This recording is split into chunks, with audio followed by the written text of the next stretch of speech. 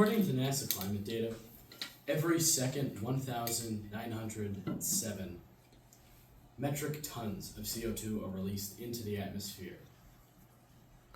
By the end of my speech, almost 400,000 metric tons will have been released.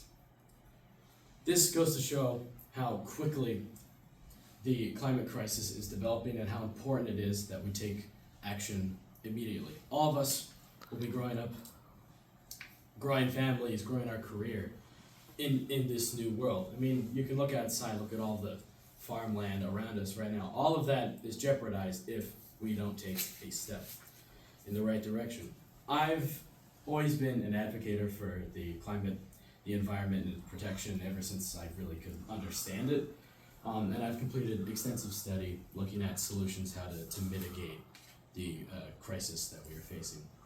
So today I'm going to discuss why the energy production in the United States is one of the largest contributors to the climate crisis and some of the ways that we can help reduce its impact.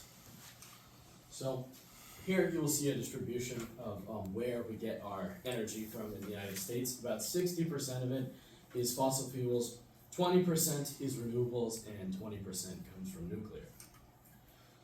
Historically, the electric grid was built entirely on fossil fuels, with coal, the Industrial Revolution, natural gas, and fossil fuels. But renewable energy has been a viable option since the 1970s.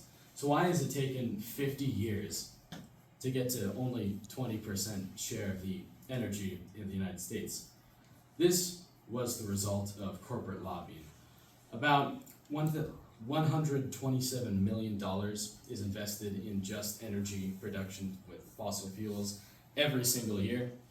With this amount of money flowing into the pockets of our policymakers, our legislators, policies get passed that are generally very misguided or not in the interests of the planet or of us.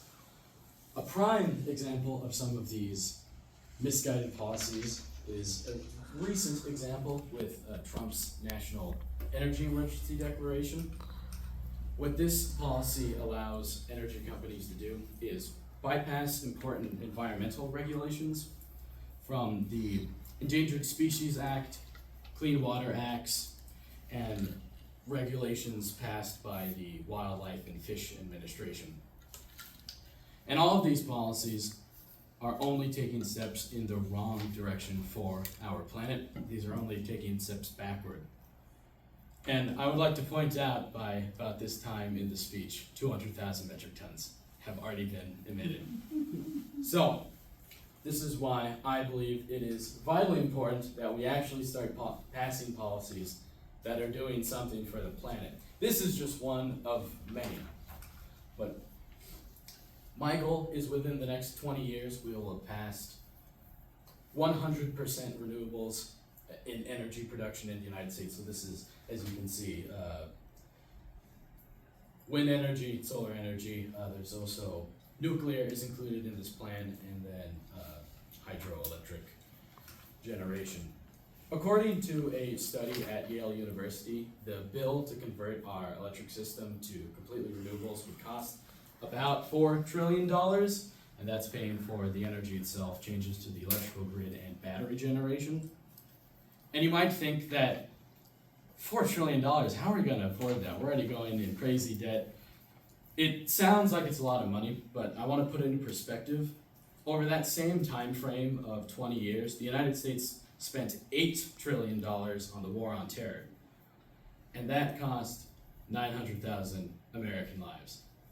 If we had spent half of that amount of money over the exact same time frame, a plan like this could have already been completed.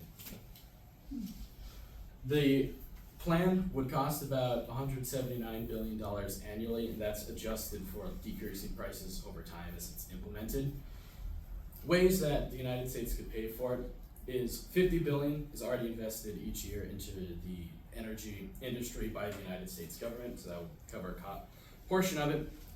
But I think the best option to pay for this every year is using the amount that we get from exporting energy every year, which in 2024, we received about $320 billion, which that right there, if we just invested the profits that we're getting from selling our energy internationally, we would be able to pay for this plan. You could also look at other places in the government where we're spending money, like our $800 billion defense bill budget, which is one of the largest that we spend on every year. I'm sure some of that could probably find its way to issues going on actually at home in the United States. However, however we end up funding this plan, Columbia University found that it would cut over 2 billion tons of CO2 released every single year. This is year after year that we'd be preventing right now. This alone would cut about 5% of global emissions, which that is a very significant amount considering that this is one project. And it's helping eliminate one of the largest greenhouse gas emissions in the world.